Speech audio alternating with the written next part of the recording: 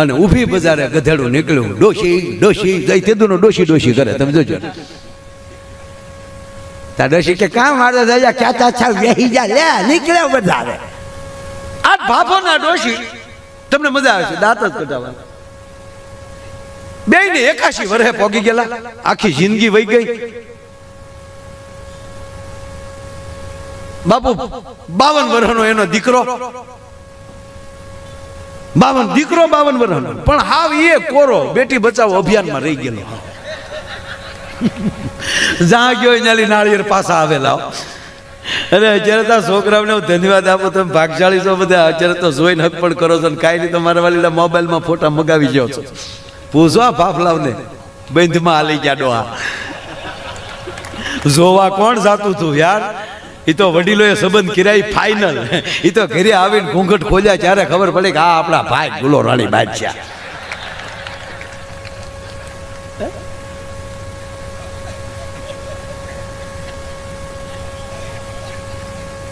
છોકરો એવો નરાતાળ રહી ગયેલો. બાપ દીકરો દીકરાની માં ત્રણેય આખા ગામની ડોશી એ તે બજાર હુંકતી હુંકતી ફલાણાની બાઈ એ કોકની બાઈની ટીકા કરવામાં રહી. ભગવાને એની જ ઘેરે દીકરાની બાઈ નો આપી.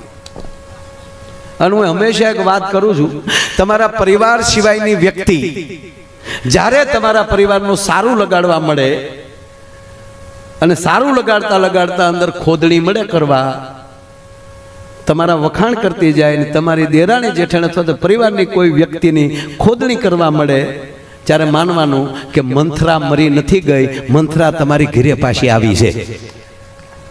તમારું જેવું થોડું કોઈ કામ કરે પણ બેન તું તૂટી જાતો હોય તારી જેઠાણીને એને થોડો તારો ધડો તાતોળી ઓલી ફૂલાઈને જડી હાસો તમે હાસો કહો છો. હવે નોખી ન થાવ મારા બાપના પેટની નહીં, મંથરા આવી તારી ડોહી તારી ક્રિયા મરી નથી ગઈ. અને મંથરા કેવળ સ્ત્રી નો હોય, ઘુઘાવ ઘુઘોય હોય, ઘુઘાવ હોય. મંથરાનું નામ ઘુઘો. ભાઈઓ ભાઈઓમાં તરેડ પાડવાની વાત કરે અથવા તો જે વસ્તુ સત્ય છે જ નહીં એને સત્ય બનાવી અને તમને ખોટી વાત જ્યારે કોઈ કરવા આવે ત્યારે માનજો કે તમારા પરિવારનું મંથરાનું કીધું કઈ કઈ ન માને તો રામાયણ આવી બનત નહીં. આ ત્રણેય ઈર્ષાના ઘર. હા, ડોશી આખા ગામની ઉપાધિ કર્યા કરે, ભાભો સોરે બેઠો બેઠો બીજાની પીજણીઓ કર્યા કરે. કોક વ્યવહાર કરવા આવ્યું હોય ઈ વળી છોકરો જોવા આવ્યા ને જોઈને નીકળે ને તો એને પૂછે હા ભાઈ ઉભા રહો ક્યાં ગામથી આવ્યા? લાગે અમે તો આમ આવ્યા છે ઓલી બાજુથી વાગડ બાજુથી.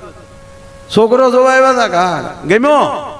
ના ના અમને નથી ગમતો, ગામડાને નથી ગમતો પણ હવે ક્યાંક વરાવો તો પડશે ને, વાય આવે હે ને. લે પણ તને ક્યાં પૂછે આ? બસ કોકનું તોડવામાં આ ભાભો. પણ બે 81 વર્ષે પહોંચ્યા એટલે વળી પાછો સદવિચાર આવ્યો. એની પત્નીને કીધું કે આખી જિંદગી હાવ આપણે કાઢ નાખી, હવે થોડું ઘણું જીવન બાકી રહ્યું, હાલો ને જંગલમાં થોડાક દૂર જઈને નદીને કાંઠે શિવજીનું મંદિર છે અને મહાદેવને શરણે વ્યા જાય તો અંત સુધરે. આ જો જાતા જાતા તે બાઉન્ડ્રી ઉપર કેસ થઈ જાય ને તોય ઘણું.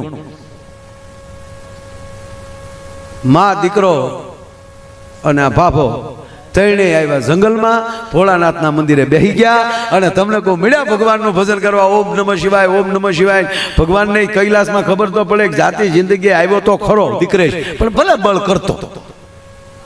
માં પાર્વતીએ ભોળાનાથને કીધું હવે વાત હવે ચાલુ થાય.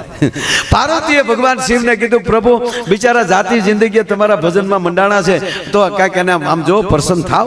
કે દેવી એમાં ઈર્ષા ભરી છે, જ્યાં સુધી એમાં ઈર્ષા ખતમ નહીં થાય ત્યાં સુધી હું એને પ્રસન્ન ન થઈ શકું. ત્યાં તો માતાજી ખીજડે તમારે દેવા ન વરદાન, બિચારા આવા ભોળા ને દેવાય.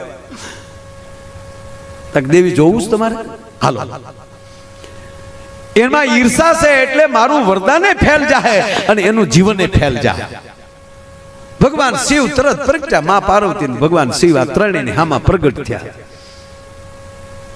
માંગી લો મારા દીકરાઓ, માંગી લો.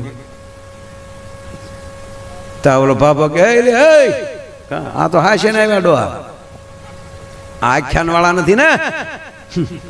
લે એટલે આમ જોવા મળ્યો કે હાસુકલો ભોળાનાથ કે હાસુકલો છે અડી જાય તો વયો જાય મારી મોર થઈ જાય તું પાછો પ્રસન્ન થયો છું માગ એટલે ગાંખો થઈ ગયો કે માગું છું એટલે ભોળાનાથે કીધું જો ભાઈ હા ભાઈ અત્યારે તાર ન માગવું ને કાંઈ નહીં તમને ત્રણેયને એક એક વરદાન આપું છું તમે ત્રણેય મળીને નિરાચે ઓણ પોર જ્યારે સમય મળે ત્યારે જ્યારે સદબુદ્ધિ આવે ત્યારે ત્રણેય જણા તમે એક એક વરદાન તમારી રીતે માગી લેજો જાઓ એમ કરીને ભોળાનાથ નીકળી ગયા કોકની ઘીરે સાહેબ આપણે ખાલી ચા પીવા જવું હોય ને તો જમીન આવવું પડે એવો ભાવ થઈ જાય અને ઘણા ઘીરે જમવા જવું હોય ને તો ચા પીધા વગર નીકળી જાય એવું થઈ જાય એટલે ભોળાનાથ તાત્કાલિક નીકળી જાય તને ત્રણે એક એક વરદાન આપ્યા મન ફાવે ચાલ માગી લેજો પાર્વતીજીને કીધું કે હવે જોજો દેવ્યા ઉમા જોજો હવે ત્યાં ત્રણે બેઠા હતા એટલે ઓલો ભાભાને છું કે આરું એક એક વરદાન જો ત્રણે જો હપીને માગી લે એક પીએમ થઈ જાય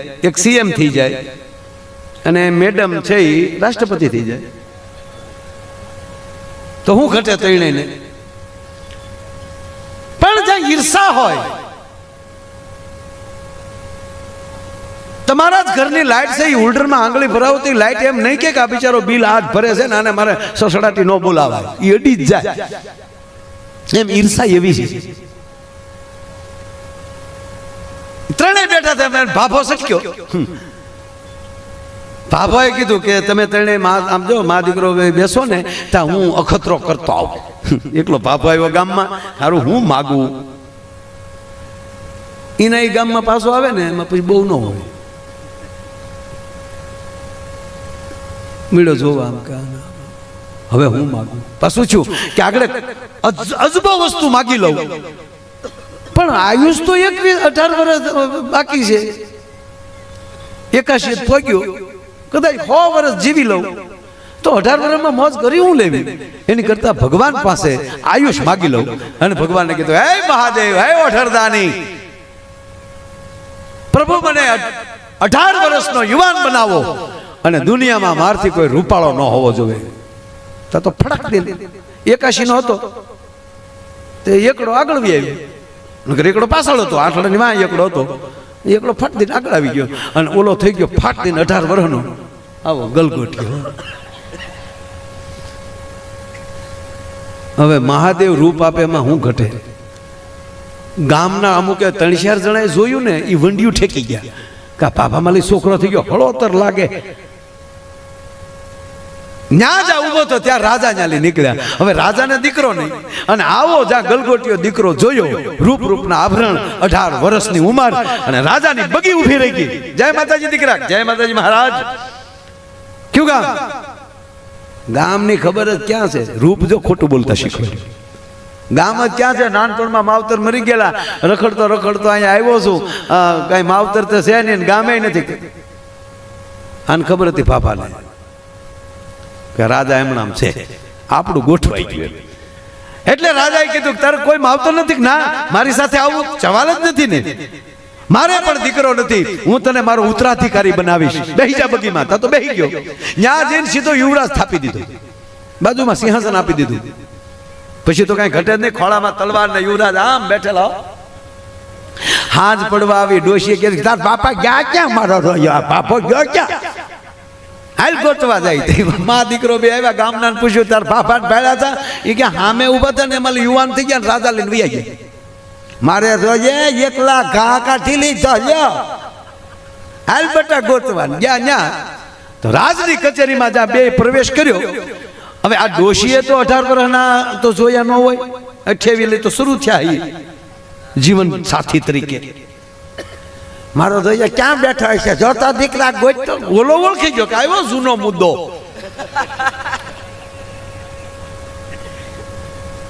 હવે રાજાને આગળ તો ખોટું બોલ્યા છે ને હવે આ બેને મા દીકરાને આવતા જોયા એટલે આને ભય લાગ્યો કે આગળ જો આ ઓળખી જાય ને રાજાને કહે તો તકલીફ પડશે એટલે આમ ડોશી ગોતતી હતી બટા જતા ક્યાંય દેખાય ઓલાને ભયને હિસાબે ઉતાવળો થઈ ગયો ન્યાલી ઈશારા મેળ કરવા બેહી જા દીકરા કા માઇન ન માન ઓલો કુંવર બેઠા ને લખણ તારા બાપ જેવા છે બે વાર આમ આંગળી કરીને એટલે કુંવરને એવું થયું કે આ ઓળખી ગઈ. એને બીજાને હુકમ કર્યો કોલી ડોશી બેસતી નથી એને બહાર કાઢી આવો, ગાંડી છે. મને ગાંડી ક્યાં છો? વાહ વરદાન! તા તો રાતના માણસો તગડ્યું, હાલો ભાગો ભાગો. યુવરાજ કે એટલે તો પૂરું થઈ જાય. તો ડોશીએ કીધું કાંઈ વાંધો નહીં, ચેષ્ટા કર લે, મારે હજી વરદાન બાકી છે. બહાર જઈને ડોશીએ કીધું કે હે ભોળાનાથ, એ જે મારા ઈ જે છે એ ગધેડો થઈ જાય. ગધેડા નામની ચીજ હતી નહીં. આ ગધેડાની ઉત્પત્તિ તેદી થઈ. ગધેશ હતું નહીં. ઓલો ગાય જે બેઠો હતો ને સીધો ગધે. હા ને રાજાને ચૂક મારું સળોતર છે હું. રાતના માણસો બે ડફણા માર્યા અને ઊભી બજારે ગધેડું નીકળ્યું. ડોશી ડોશી જઈ તેદુનો ડોશી ડોશી કરે. તમે જોજો. તા ડોશી કે કામ મારે જયા ક્યાં ચાછા બેહી જા લે નીકળ્યો બજારે. દીકરે કાન પકડ્યા, પાપા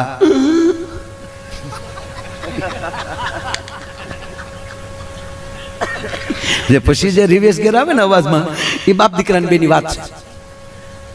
પાપા દીધી હું કેટલી ભાષા સમજુ પણ તમને કહું નહીં કોઈ.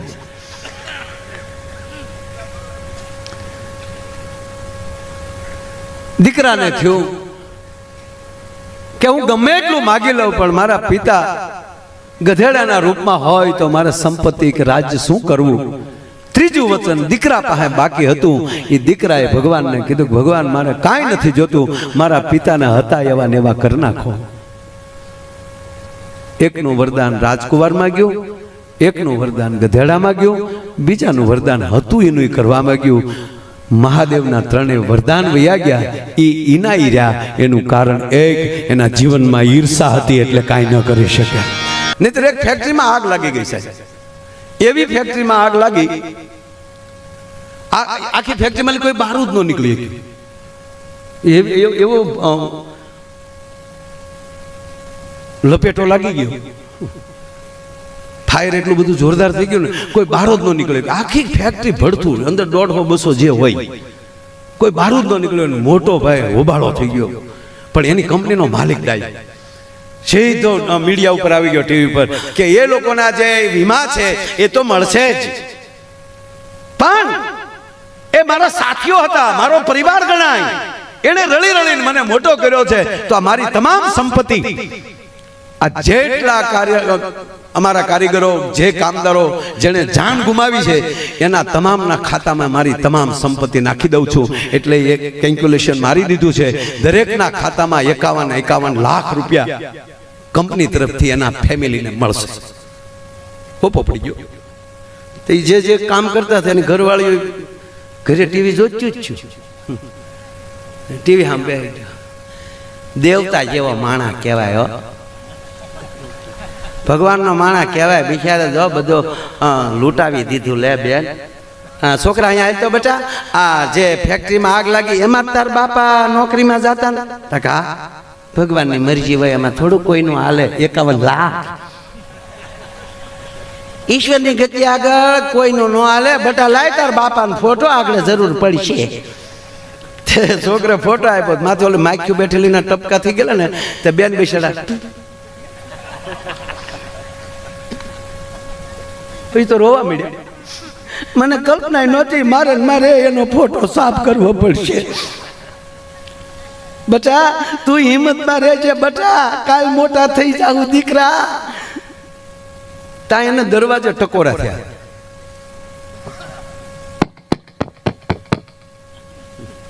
આમ ટકોરો થયો ને તો બેને દરવાજો ખોલ્યો તો ઘૂઘુ સામો ઉભેલો ને માવો સોળે. તો બેન ટક્કર લઈ ગયા કે આ ક્યાંથી આવ્યા? તેનો પતિ કે હું છે શું સામું જોઈશ? તમારી ફેક્ટરીમાં આગ નથી લાગી? કે ભડકો થઈ ગયો. સમાચારમાં તો આવે કોઈ નથી બસ્યું. કોઈ બસ્યું જ કેવું? તા તો બાઈને હેરડો પડ્યો, કોઈ બસ્યું નથી. એ કે તો માળો ભૂત થઈને પદ્માન મળવા જ નહીં આવ્યો હોય ને, એટલે એ બેનનું નામ પદ્મા હતું એમ. આ તરત પાછું તરત ખબર પડી કે મેરા ભેગું તો ભૂત ન થાય. કે તો ખરેખર તમે જ છો? તા હું જ છું, પણ તમે કહો છો કોઈ નથી બચ્યું. તો તમે કેમ બચ્યા? તા કે હું માવો લેવા બહાર ગયો હતો. અને પછી મૂળભાઈ જે બાઈ ખીજાણી છે, હું કેતું નહીં કહું વ્યસન વાળી બહાર નીકળો પણ મૂકવું જ નથી, કારણ કે માવો 51 લાખ નો જો સાહેબ. વીમો તો નોખો. આને પ્રેમ ન કહેવાય.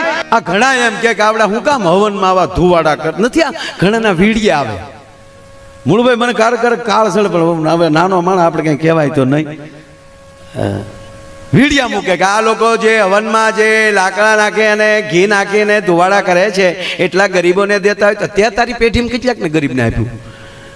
ગાંડા, ગરીબને દેતા આવડ્યું છે ને એને જ આહુતિ દેતા આવડ્યું છે, બીજાને નથી આવડ્યું છે. કા આપણા ભગવાન ભોળાનાથ ઉપર શું કામ દૂધ ચડાવે છે? એટલું ગરીબોને દેતા હોય તો તું ગૌમુખે જીન પી જાને બેઠો બેઠો. નહીં ખબર નહીં, ગમે ને આ સનાતન માટે કોઈ પણ બોલી શકે. બોલો કોને એને પીળો પટ્ટો આપ્યો એને ગોતું?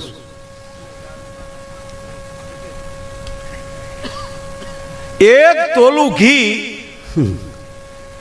એક તોલું ગાયનું દૂધમાંથી બનેલું ઘી, એક તોલું ઘી બળે ને બાપુ 1 ટન ઓક્સિજન આપે છે. પ્રયોગ કરી લેવાની છૂટી. આ કોરોનામાં આપણે પોણા બેસ્યા ને એનું કારણ આ જ હતું. જે હવનની પાસે હતા ને કોરોના જ નથી. પૂછજો જેને હોય, યજ્ઞની નજીક હતા, મને નથી થયો. લ્યો નકર હું રોજ બાપુ 5 જણાને અડતો.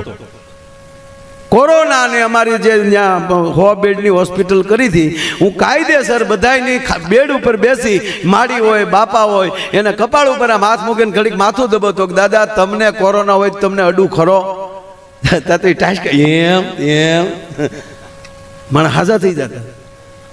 ખરેખર કોરોનાથી નથી મર્યા ને, એટલે બીકથી બહુ મર્યા. અમુક તો હાવ કાયર ખાલી રિપોર્ટ આવ્યા ને ડૉક્ટર એમ કહે ને કે એકચ્યુઅલી તમને કોરોના છે. મને એટલું જ બોલો. રોણા તો ત્યાં જઈને બોલ્યો. બોલો ગજબ થયું. પણ મુળુભાઈ આવું જ્યારે આવે છે ને, મારી ભાષામાં કહું તેને બ્લેક હોલ કહેવામાં આવે.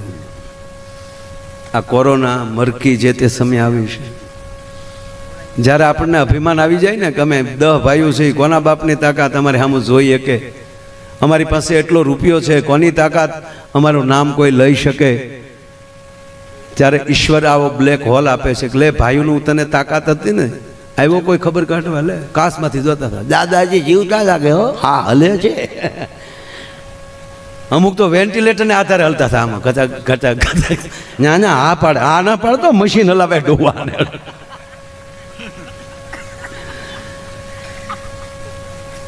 એકલો જ્યારે બાટલાના ટીપા ગણતો હતો ત્યારે એને યાદ આવ્યું કે અરે હું જે અભિમાન કરતો હતો એને બદલે આજ કોઈ નથી આવતું. મારી પાસે એટલો રૂપિયો છે, માણસ કેનારો ઓક્સિજનનો બાટલો નહોતો મળતો. આજે હવા લઈ છીએ આપણે, અત્યારે શ્વાસ લઈ છીએ, એ શ્વાસની કેટલી, હવાની કેટલી, ઓક્સિજનની કેટલી કિંમત છે એ બાટલા ઓક્સિજનના નહોતા મળતા ત્યારે ખબર પડી. અને બાટલા તો એવા મૂળભાઈ ઉપડ્યા ને, અમારા અલંગમાં લોખંડ કાપવાના જે બાટલા હાલતા હતા ને એ એકાદ દીધા, કારણ કે મળતા જ નહોતા બાટલા. એ બાટલામાં હવા ઉભર્યો. ઓલો ભાઈ એના બાપાના ખબર કાઢવા જતો હતો હોસ્પિટલે, તો એનો ટપુડીઓ હારે થયો, પપ્પા મારે પણ દાદાને જોવા છે. કે લઈ જાઓ, બાળકને લઈ જવાની મનાઈ હતી પણ કે લઈ જાઓ, દીકરાનો પ્રેમ. તે કાસમાં લે મૂસો કરીને દેખાડ્યો. તો દાદા વેન્ટિલેટર ઉપર હતા, બધે ભૂંગળા ને વાયર ને લગાડેલા. દાદા લેર કરતા હતા. ઘરે આવીને દાદીમાએ પૂછ્યું, બેટા તાર દાદા શું કરતા હતા? ચાર્જિંગમાં મૂક્યો હોય એવું લાગ્યું. એને એમ કે દાદાની બેટરી વહી ગઈ, દાદાને ચાર્જિંગમાં મૂક્યો. બોલો એવી પરિસ્થિતિ આવે ત્યારે દ્વારકાધીશ સામે આપણે કેટલા સમ ખાધા છે તમે કલ્પના યાદ કરો. કે દ્વારકાધીશ અમે કચરો નહીં નાખીએ, આપણે 2 મહિના ઘરે રહ્યા સાહેબ, આકાશ ચોખ્ખું થઈ ગયું હતું, પૃથ્વી ચોખ્ખી થઈ ગઈ હતી. એના ઉપર ખબર પડી આપણે કેટલી ગોબરાયું કરીએ છીએ. આ બાબત હું અમેરિકાને વખાણ કરીશ. એ લોકો કોઈ દિવસ જાગતા આવે કરાગ્રે વસ્તે લક્ષ્મી નથી બોલતા, પણ એ આ છે ખરાબ કામ નથી કરતા. એ લોકો જાગીને પરવસ્તન મંડલે વિષ્ણુ પત્ની નમસ્તુભ્યમ પાદર્શમસ્વ મે એ કોઈ દી માં પૃથ્વીને પગે નથી લાગતા, પણ એ માવો ખાઈને કોઈ દી પૃથ્વીમાં થૂકતા નથી. એમાં ગુણ છે એ કહીશું. એ નાતી વખતે ગંગા જમના સરસ્વતી નર્મદા સિંધુ કાવેરી તમામ નદીઓ મારા નાવાના જળમાં આવશો એ કહેતા નથી, પણ એ જળને ખરાબ કરતા નથી. એની નદીઓ એ નદીઓમાં વહેતા નીરમાં એ કોઈ દિવસ કહેવા ગયો કાગળનો ટુકડો ફેંકતા નથી.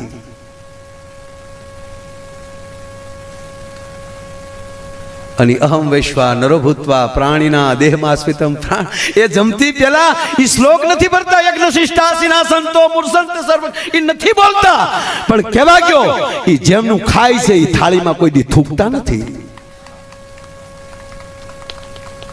એટલે 600 વર્ષમાં વિશ્વ સત્તા લઈ શકે.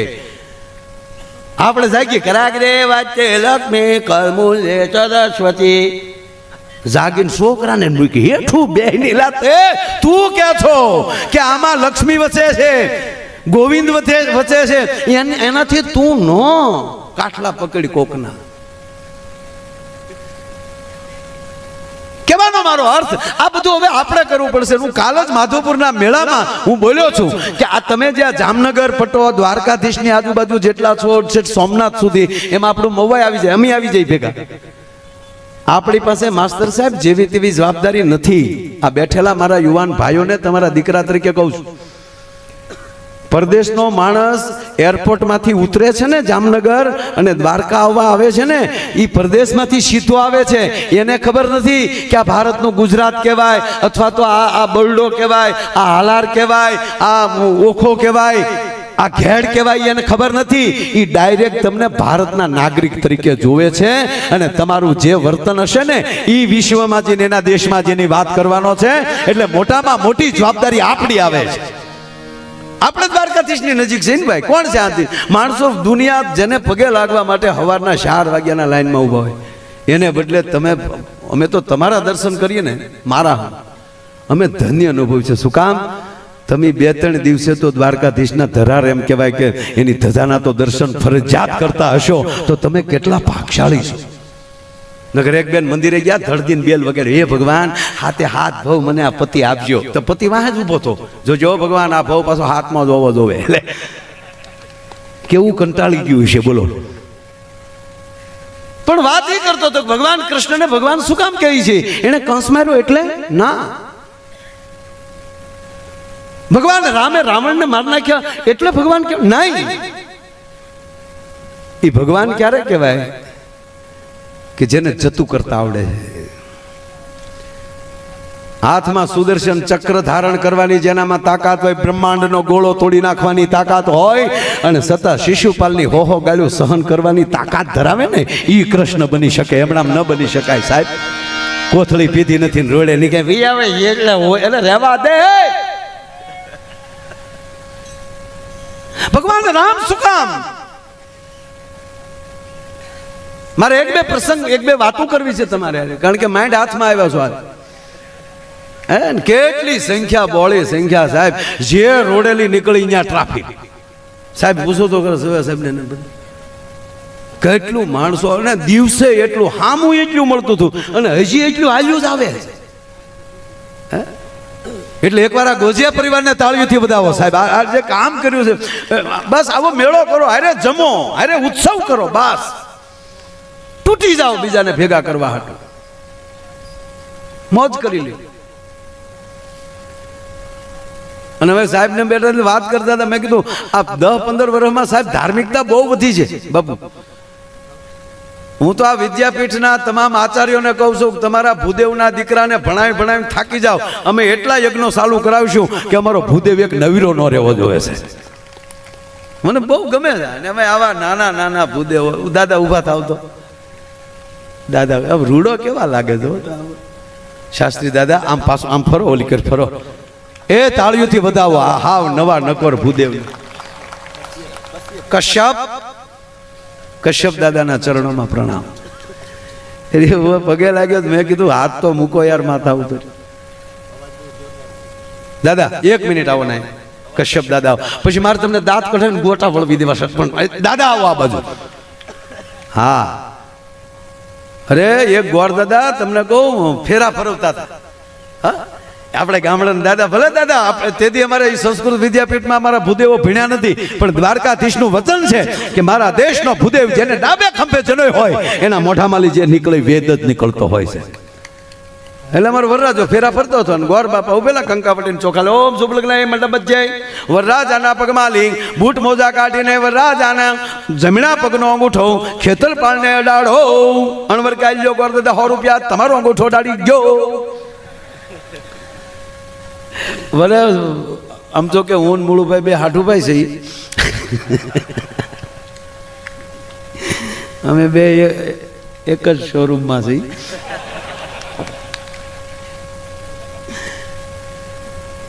દાદા મને પછી કહેશો, મને ખબર નથી એટલે કહું આ ખેતરપાળને અંગૂઠો હું કામ અડાડીએ હજી મને ખબર નથી. જેને પૂછીએ કે હું કામ અડાડતા કે બાપા અડાડ્યા અમે અડાડીએ. લે આ બેનો ઉકરડી ઉઠાડવા જાય, ઉકરડી છે કોની છોડી? હે કાંઈક તો છે મને ખબર છે, હું કહું નહીં. અમુક વસ્તુ એટલે સારી વસ્તુ છે, બહુ સરસ વસ્તુ છે. એ કોક દી મને એકલા મળજો, ખરેખર કે બહુ સરસ. પણ અહીંયા ગોર દાદા ઉભેલા હાથમાં કંકાવટીને ચોખા લઈને ઓમ શુભ લગ્ન મંડપ જ જાય. તમારા લગ્નમાં મારો ડાયરો રાખજો.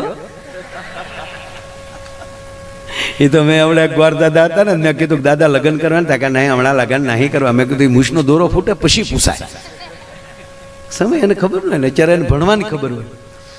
એટલે મારે એની પાસે એક શ્લોક બોલાવો.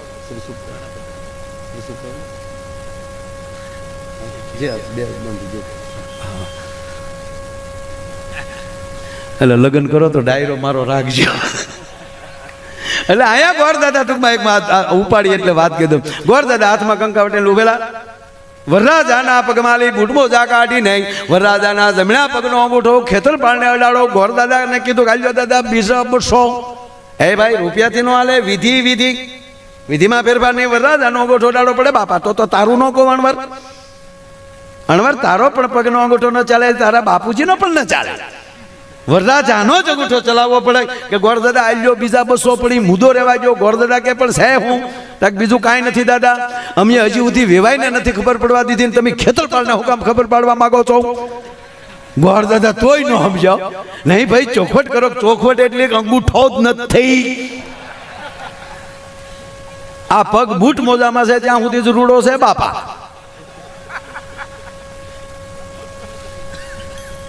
એની ઉપર બહુ મોટી કથા છે.